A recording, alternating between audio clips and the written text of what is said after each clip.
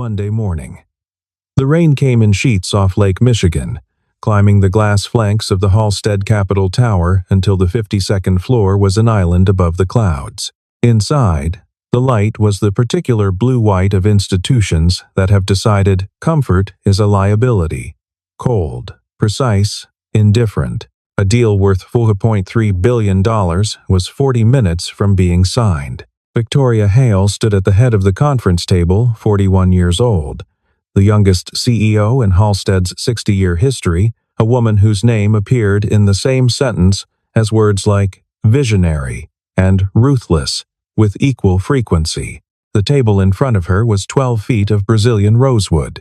Around it sat the architects of the ironclad avionics acquisition, 2 investment bankers from Meridian Partners, the head of Halstead's legal division, the company's CFO, and the COO, Marcus Reeve, who had been maneuvering for this moment for the better part of 3 years.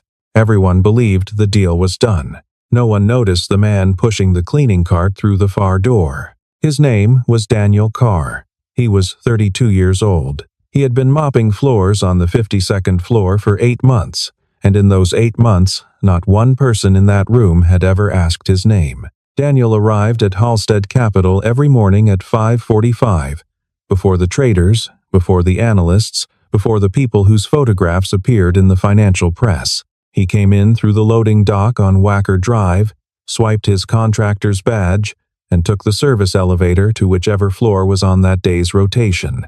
The 52nd floor was the prestige floor, the one with the long rosewood table, the floor-to-ceiling glass, the brass fixtures, the view that on clear days extended to Wisconsin. Cleaning it required extra care.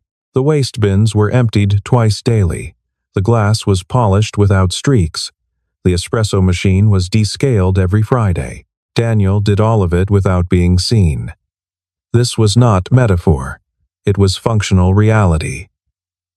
When you wore a gray uniform and pushed a yellow cart, a peculiar social invisibility descended around you like a field. People's eyes slid past you the way they slid past furniture, not from malice, exactly, but from the economy of attention that wealth teaches. You are not relevant to my outcome, therefore you do not exist. He had been relevant once.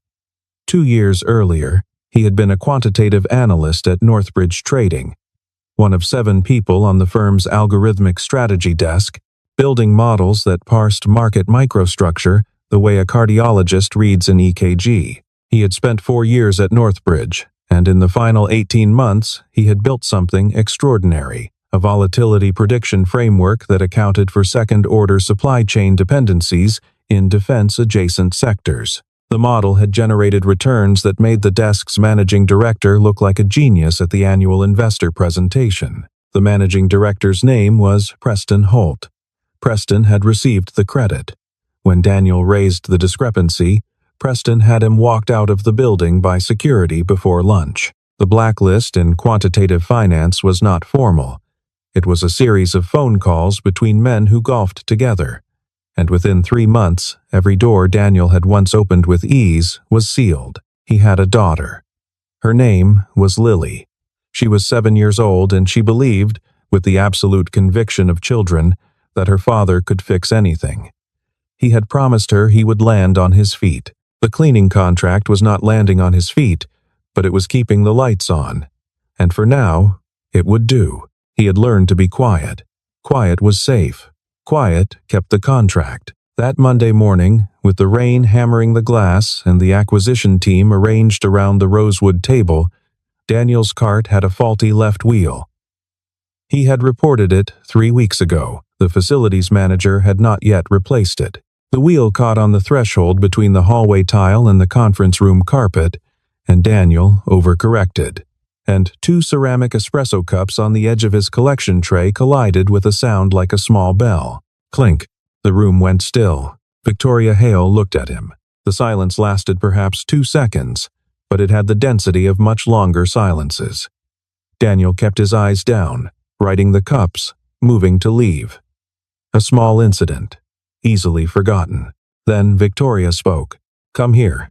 It was not a question. It was the specific register of someone who had never once issued an instruction that was not obeyed. Daniel stopped. He looked up. She was pointing at the empty chair at the far end of the table, the seat directly opposite hers, 12 feet of rosewood between them. He understood immediately that this was performance. The acquisition team was anxious, stretched thin from weeks of due diligence, and a CEO who could afford to stop a multi-billion-dollar meeting to entertain herself was a CEO reminding the room of the hierarchy. He sat down. One of the bankers from Meridian, a man named Jeffrey Strand, who wore his Wharton years the way some men wear a scar, smiled the smile of someone who expects to be entertained. The CFO, a woman named Paula Whitmore, looked at the table. Marcus Reeve, the COO, leaned back in his chair and folded his hands across his chest with the ease of a man watching a sporting event from the good seats. Victoria slid the acquisition report across the table. 43 pages. Tabs color-coded. The kind of document that represented the labor of 30 people across 6 weeks. "We are 40 minutes from signing a $4.3 billion deal," she said. "Give me one reason to sign it, or one reason not to." The room waited. Strand clicked his pen. Someone suppressed a laugh poorly. Daniel looked at the document. His hands were still in the gray cleaning service gloves. He reached across and removed the left glove, set it on the table beside him. He opened the report. He did not start from the beginning. He moved directly to the operational appendix, tab G, page 31, with the certainty of a man who has already mapped the document's architecture by its weight and tab placement alone. He read without expression. The room watched. Strand uncrossed and recrossed his legs. 30 seconds passed. Daniel set the report down. He looked at Victoria Hale across 12 feet of rosewood. "Don't sign it," he said. The smile left the room the way warmth leaves an open window in January quickly, and all at once. Victoria did not react immediately.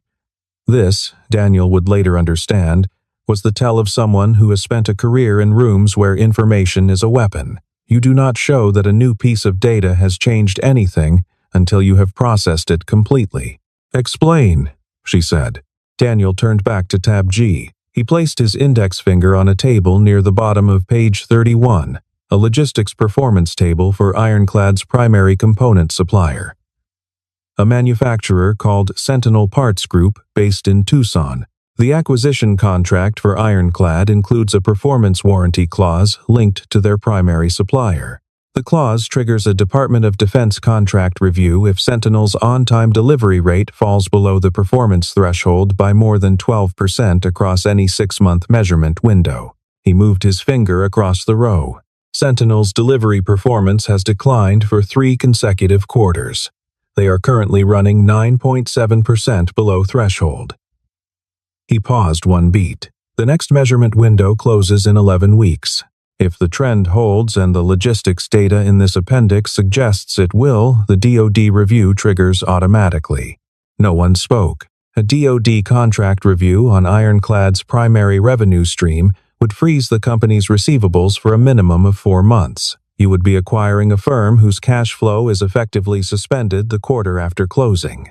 He turned to the last page of the appendix, where a footnote in 8-point type referenced the Department of Defense Federal Acquisition Regulation Supplement for performance-based logistics contracts. "It's footnote 47, he said, cross-referenced against the Sentinel performance table in section 4.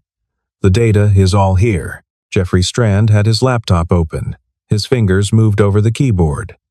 Paula Whitmore leaned forward. Marcus Reeve's expression had changed in a way that was impossible to categorize at a glance. It was neither surprise nor admiration, but something quieter and more calculated. Strand looked up from his screen. His face was the color of old paper. "He's right," Strand said. The 2 words fell into the room like stones into still water. Victoria Hale looked at Daniel Carr for a long moment. He stood, replaced his glove, and returned to his cleaning cart. "Thank you," he said, and walked out. Victoria did not sign the acquisition that day. She asked for a full, independent audit of the Sentinel performance data, and she asked for it in 48 hours. The audit confirmed every number Daniel had cited. 11 weeks later, Ironclad Avionics received formal notification of a Department of Defense contract review. The company's stock dropped 23% in 2 trading sessions. 3 of the deal's original architects at Meridian Partners were quietly reassigned. The financial press covered Victoria Hale's decision not to proceed with the acquisition as an act of prescience, and her name appeared again in those familiar sentences about vision and precision. She did not correct the record publicly, but she began a private inquiry the morning after the aborted signing. The inquiry was simple. Who is Daniel Carr? The facilities management company that held Halstead's cleaning contract ran a basic background check on all employees, criminal record, identity verification. Daniel's file had nothing unusual, but Victoria was not interested in basic background checks. She asked her head of security, a former federal investigator named Robert Hess, to find out everything. Hess came back 4 days later with a 2-page summary. Daniel Carr, former quantitative analyst, Northbridge Trading, employed for 4 years until his termination 26 months ago. During his tenure, developed a proprietary volatility prediction framework described by a former colleague as the most sophisticated second-order supply chain dependency model I have ever seen built by one person. The model was integrated into Northbridge's algorithmic trading platform. It remained in active use. His name did not appear anywhere in the associated intellectual property filings. The colleague who had offered that description was a woman named Christine Adler, now a portfolio manager at a competing firm. She had answered Hess's questions with the candor of someone who had been waiting 2 years for someone to ask them. Preston Holt took the work and kept the credit, Adler had told Hess. Everyone on the desk knew. No one said anything because Preston had been there 16 years and Daniel had been there 4. The math was simple. Victoria read the summary twice. Then she read it a 3rd time. She was thinking about the way Daniel had moved through that appendix, not searching, but arriving. He had known what the document contained before he opened it. He had classified its structure in the time it took the room to stop laughing. She thought about what it costs a person to carry that kind of mind through 8 months of invisibility. To push a cart with a faulty wheel across a floor you once would have sat at the table of. To watch people whose analytical work was several standard deviations below yours treat the outcome of your labor as a joke. She had been in enough rooms with enough brilliant people to know that brilliance made none of that easier. In many ways it made it harder, because the contrast was clearer. She thought about what she herself had done in that conference room, the gesture of power that had invited him to sit, not because she expected anything, but because the power to invite and the power to humiliate were so easily confused at that altitude, and she had not always been careful about the distinction. She had used a person as a prop in a performance of authority.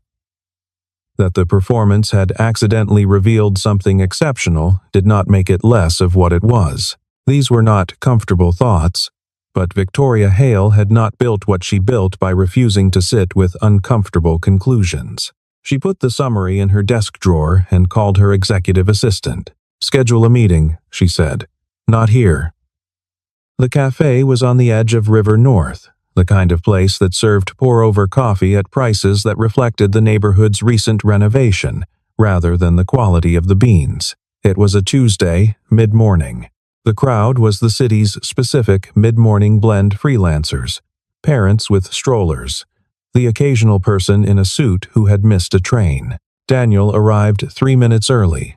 He ordered a black coffee and took a table near the window. He was wearing the same canvas jacket he wore on weekends, dark green, slightly worn at the elbows, and he looked out at the rain-slicked street with the patience of someone who has spent a long time waiting for things. Victoria arrived precisely on time, alone, without the assistant or the security detail that usually accompanied her in public. She sat down across from him and got directly to the point, because in her experience, elaborate preambles were an insult to intelligent people. "I've read your file," she said. "I know what happened at Northbridge. I know what the model was. I know whose name is on the IP filing and whose name should be." Daniel looked at his coffee. I want to offer you the head of quantitative strategy position at Halstead Capital, Victoria said. Direct report to me. 7-figure compensation. Full discretion over your team's composition and methodology. The rain tapped against the glass. You made me a punchline, Daniel said. Yes. Victoria did not flinch. I did. It was a bad habit of power that I have been trying to recognize in myself for some time and have not succeeded in eliminating. I'm not offering this to compensate for that. I'm offering it because you're the best analyst I have encountered in 15 years. And I run a capital firm. And those two facts are all that should matter. Daniel was quiet for a moment. He looked out the window. A man walked by carrying an umbrella turned inside out by the wind, struggling to correct it without breaking stride. I have a daughter, Daniel said. She's 7. She thinks I'm a janitor. She's never asked me to be anything else, but I'd like her to have the version of me that I was supposed to be. Victoria waited. I'll take the position, he said. But I choose the team. Everyone I bring in, I've evaluated personally. Agreed. And I want a non-retaliation clause written into my contract that specifically covers any employee who raises a concern about data integrity or attribution. There was a beat of silence. Victoria recognized the clause for what it was. A man who had been Preston Holted once and intended to ensure no one in his orbit would be Preston Holted again.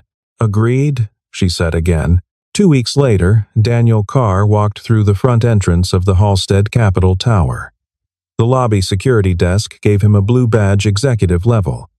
The elevator opened onto the 52nd floor. He walked to the office that had been prepared for him, a corner room with the same floor-to-ceiling glass, the same view toward the lake. He set down the canvas bag he had brought from home. He pulled out a framed photograph of Lily and placed it on the desk.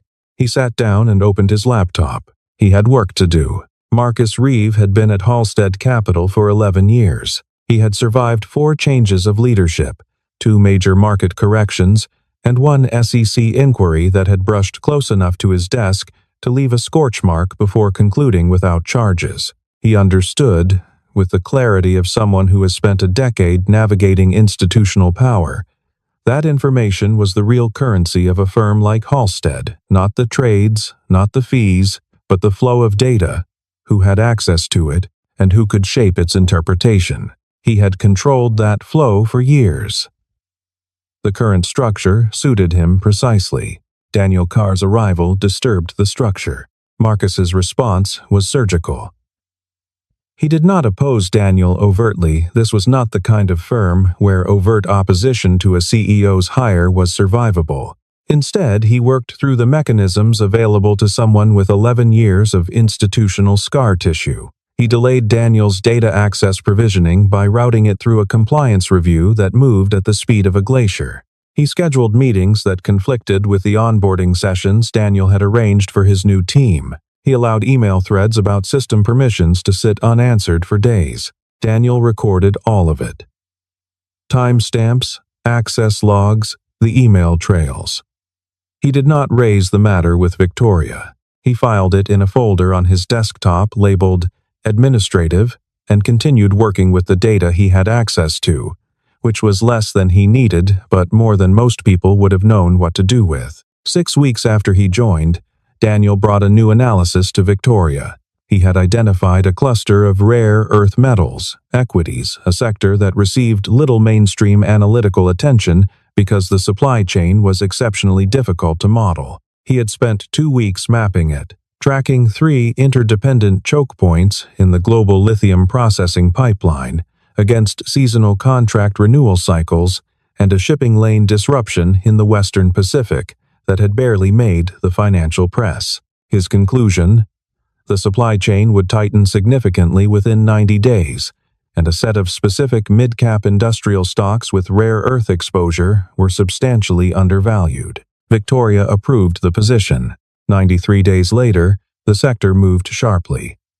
Halstead closed the position with the largest single-quarter return the trading desk had generated in 3 years. The floor was quiet in the way that rooms go quiet after something seismic, not empty, but recalibrated. Marcus Reeve sat in his office on the 38th floor with the door closed and felt, for the first time in 11 years, the specific cold of a man whose position is no longer secure. He did not sit with that feeling for long before he began to think about what to do about it. Marcus's secret had a precise shape. Over 4 years, beginning in the period following the SEC inquiry that had come close without connecting, he had been routing a portion of Halstead's operational fee income through a series of internal cost center accounts, siphoning the excess into a holding structure that connected, through 3 layers of corporate intermediaries, to 2 offshore accounts registered in jurisdictions whose reporting requirements were conveniently minimal. The total, as of that November, was approximately $18 million. He had maintained this arrangement with meticulous care.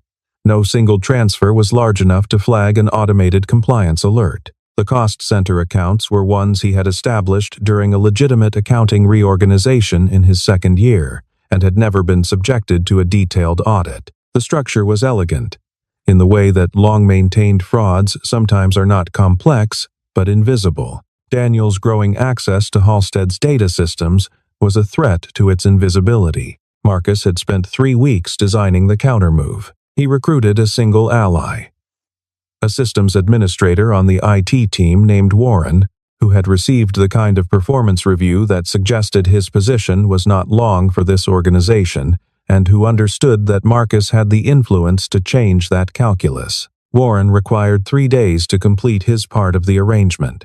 The evidence Marcus constructed was thorough. Log files showing Daniel's system credentials accessing restricted trading accounts outside business hours. A pattern of small algorithmic transactions executed through those accounts that, on the surface, resembled the kind of quiet front-running that had ended careers at other firms. A trail that pointed, with apparent clarity, at Daniel Carr. On a Thursday morning, during a scheduled executive leadership meeting, Marcus introduced the matter. He had timed it carefully. Victoria was present, as were the CFO, the head of compliance, and the general counsel. He had briefed the company's external compliance firm the previous afternoon, and 2 of their investigators were waiting in the lobby. We have identified what appears to be unauthorized access and a pattern of suspicious trading activity originating from Daniel Carr's account, Marcus said. His voice was steady. His expression, the practiced gravity of a man delivering unwelcome news rather than engineering a man's destruction. I felt it necessary to bring this to the group's attention before taking any further steps. The 2 investigators entered the conference room. Everything that followed moved with the terrible efficiency of institutional process, the kind of process that is designed to act before the target of its action can respond. Because hesitation creates liability. Daniel was escorted from the building 20 minutes later. He did not speak. He carried his canvas bag over one shoulder. The framed photograph of Lily was inside it. He had thought to pick it up before the investigators asked him to step away from his desk, which later struck him as the most precise measure he had of how many times he had been through a version of this moment. Victoria Hale watched him leave through the lobby glass and said nothing. That evening, Victoria Hale sat in her home office on the 32nd floor of a building in Streeterville with the acquisition file for an unrelated matter open on her desk and completely unread. She was thinking about the shape of the evidence. Evidence in fraud investigations had a natural texture. It was partial, contradictory, buried in the operational noise of systems not designed to make fraud easy to find. It required excavation. The evidence Marcus had presented that morning had no texture. It was coherent, time-stamped, cross-referenced, and pointed in one direction with a clarity that real evidence almost never possessed. She had spent 15 years in financial services. She had seen 3 internal fraud investigations, 2 of them resulting in prosecution. The evidence in those cases had been fragmentary and disputed. It had required months of reconstruction. It had been the product of forensic work conducted after the fact. The evidence against Daniel had apparently been assembled and ready for presentation. She called Robert Hess. "I need an independent IT forensic audit," she said. "Not the external compliance firm. someone with no prior relationship to Halstead. I need to know where the access logs were generated, not which account they're attributed to, but which physical terminal and which floor of the building they originated from. Hess called her back at 11:47 that evening. The access logs traced back to a terminal on the 38th floor, he said. The logs show the correct user ID, but the originating machine ID doesn't match any device that's ever been assigned to or accessed by Daniel Carr. The originating machine is registered to a user in the IT infrastructure group. Victoria sat with that for a moment. Who is the IT infrastructure user? Hess read the name. The 38th floor was Marcus Reeves' floor. She called Daniel at midnight. He answered on the second ring, which told her something about the quality of his sleep. The audit puts the access logs on the 38th floor, she said, without preamble. A pause. Then, I know who is behind this. So do I. Another pause, longer. When Daniel spoke again, his voice had the quality of a decision already made. I need to come back in, and I need access to the cost center ledgers, not just the trading systems. Why the cost center ledgers? Because Marcus didn't build this trap to stop me from finding something. He built it to stop me before I found what's already there. The authorization Victoria gave Daniel was technically a consulting access arrangement, structured through the Office of the General Counsel, which meant it bypassed the operational access controls that Marcus's 11 years of institutional influence had shaped. It also meant it generated no notification to anyone on the 38th floor. Daniel worked from a secure terminal in Robert Hess's office on the 47th floor. He had requested two things: full read access to Halstead's cost center account history going back 5 years, and a concurrent records pull from the firm's wire transfer system for the same period. Hess had both ready for him by 6 in the morning. What Daniel was looking for was not unusual in its category. This type of diversion was among the oldest forms of internal fraud, and the literature on it was extensive. What made Marcus's version difficult to identify through routine auditing was the patience of it. The transfers were small, the intervals irregular, the receiving cost centers legitimate in their original purpose. The structure was designed to look like accounting noise, but accounting noise had a statistical signature. The distribution of transfer amounts, the timing intervals, the correlation between transfer dates and periods when Marcus's direct reports were occupied with other priorities, all of it deviated from the baseline, in ways that a pattern recognition framework would identify as non-random. Daniel had built one of those frameworks 2 years earlier. He had built it for a different purpose, but the underlying mathematics transferred. By 9:15, he had a complete map of the diversion $18 million across 4 years, routed through a structure that terminated in 2 accounts in the Cayman Islands, registered to a holding company whose beneficial ownership would require a court order to disclose, but whose formation date, registered agent, and address-matched records Daniel could access through a public commercial registry database. He compiled the analysis into a structured document and sent it, encrypted, to Robert Hess and to the General Counsel simultaneously. The document was 41 pages, heavily annotated, with a summary section up front that any competent regulator could follow without specialist knowledge. He had done that deliberately. The goal was not just to expose Marcus Reeve to Halstead's internal processes, which Marcus had spent 11 years learning to navigate, but to make the case legible to the people whose jurisdiction lay outside the building. Then he called Victoria. "It's ready," he said. Victoria had been maintaining Marcus's attention with the specific instrument available to CEOs when they needed to hold a person in place without alerting them. A meeting nominally about a strategic matter that required the COO's input and permitted no graceful exit. They were in the small conference room off the executive suite. Victoria, Marcus, and the CFO reviewing the annual capital allocation framework, a document that was genuinely important and that Marcus could not decline to discuss without signaling awareness of something he was not supposed to know anyone knew. At 10:52, Marcus looked at his phone. He had a scheduled wire transfer for 11 o'clock, the final transfer in the structure, after which the holding company would be dissolved and the money moved to a second-tier structure he had been building for 18 months. He had been precise about the timing for reasons that now felt, in retrospect, naively optimistic. "I need to step out for a few minutes," he said. Victoria set her pen down. "Of course." He opened the conference room door. The hallway outside held 2 agents from the Securities and Exchange Commission and 1 from the FBI's Financial Crimes Division. They were accompanied by Robert Hess, who stepped aside to let them approach. Marcus Reeve stopped walking. The lead SEC agent introduced herself and began to speak. The language was formal, precise, the particular vocabulary of institutional consequence. Marcus listened to it with the expression of a man watching a calculation reach its conclusion. Not surprise exactly, but the recognition that a sequence he had set in motion had arrived at its logical end. Victoria watched from the doorway of the conference room. She did not say anything. There was nothing to say. The firm-wide notification went out the following morning. It was brief, drafted by legal counsel, and stated the essential facts without elaboration. The COO function would be managed by the CFO on an interim basis. Employees with questions should direct them to human resources. The notification did not mention Daniel Carr. A separate communication went to Daniel from Victoria's office. 2 lines. "The allegations have been withdrawn. We would like you to return." He came back on a Monday.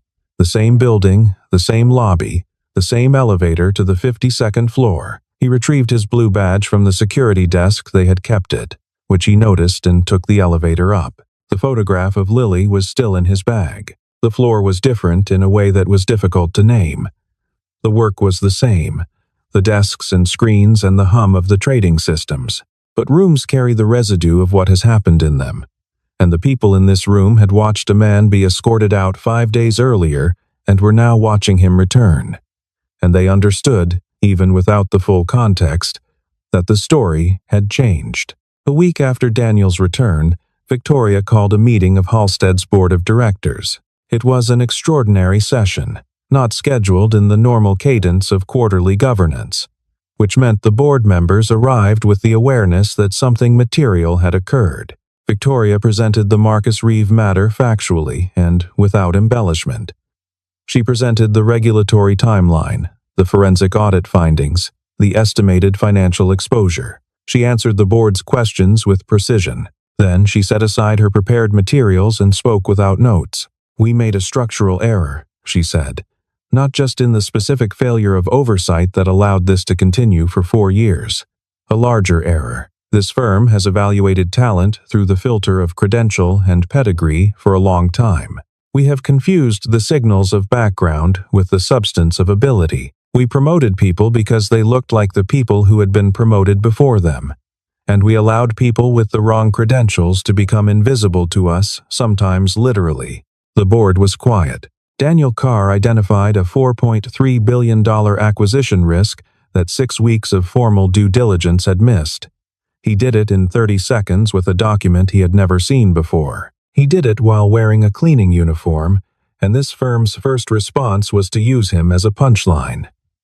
She paused. "I was the person who initiated that, and I want the board to have that on the record." She proposed a formal restructuring of Halstead's talent evaluation practices, a competency-based assessment framework that removed educational pedigree from the primary hiring criteria, introduced blind analytical evaluation for quantitative roles, and established a staff advocacy position that reported directly to the general counsel rather than to operations. The board voted to approve all 3 measures. After the meeting, Daniel found Victoria in the hallway outside the boardroom. She was looking out the window at the city below the long grid of it. The lake at its eastern edge. The winter sky above everything, pale and wide. "There is one more thing," she said, without turning. "We are naming you to the partnership. Full equity stake, effective the 1st of the year." The board approved it this morning. Daniel stood beside her at the window. He looked out at the city for a moment. "I have a condition," he said. She turned to look at him. "The competency framework," he said. I want it written into the partnership agreement that it cannot be modified or suspended without a full board vote.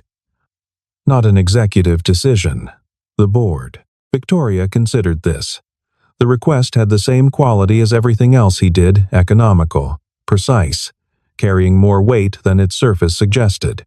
He was not asking for a symbolic commitment. He was asking for a structural guarantee, the kind that would outlast him and outlast her and outlast the specific circumstances that had made it necessary. He was asking for the institution to change, not just the people in it. "I'll have it drafted that way," she said. He nodded. He looked out the window again. Down on the street, 42 floors below, the city moved through its Tuesday morning taxis and pedestrians, and the particular purposeful rush of people going somewhere. The rain had stopped sometime in the night. The sky above the lake was a clean, cold blue, the kind of blue that appears in Chicago at the far edge of autumn, before the season turns for good. Daniel thought about Lily, about picking her up from school that afternoon, about the conversation he had been postponing for 8 months because he had not had the right version of himself to bring to it. He thought he might have it now. He had been rehearsing some version of it for weeks, not a speech, nothing so formal, just an honest accounting of what had happened and why they had spent the better part of a year in an apartment where the dinners were careful and the weekends were fine, but something important had been placed in storage. She deserved the explanation. He was not sure a 7-year-old needed all of it, but she needed enough to understand that her father had not disappeared. He had simply been waiting to find his way back. He had not fixed everything. The specific wrong done to him at Northbridge remained unfixed, and would likely remain so. Preston Holt still ran the algorithmic desk, and the IP filing still carried only one name. There were limits to what a story like this could repair. But something had changed. Not just for him, in the particular calculus of his career and his daughter's understanding of who her father was. Something in the institution itself, in the way it would look at the next person who carried quiet intelligence into a room where no one expected to find it. That, he thought, was the part that mattered most. Not the money, though the money was real and would change what was possible for Lily in the years ahead. Not the title, though he would not pretend the title was nothing. It was evidence, the kind that could be pointed to by the next person in the next room who needed someone to believe they were more than what their badge said. Not even the clause in the partnership agreement, though the clause was the thing he was most proud of, the thing that might outlast the rest. It was the fact that an institution had looked at itself clearly, found the image uncomfortable, and chosen to do something about it rather than adjusting the angle of the mirror. That was rare. That was worth having fought for. He picked up his canvas bag. He took the elevator down. The lobby was bright. The doors slid open onto the street. The air was cold and clear, and he walked out into it. And for the first time in a long time, he did not feel invisible.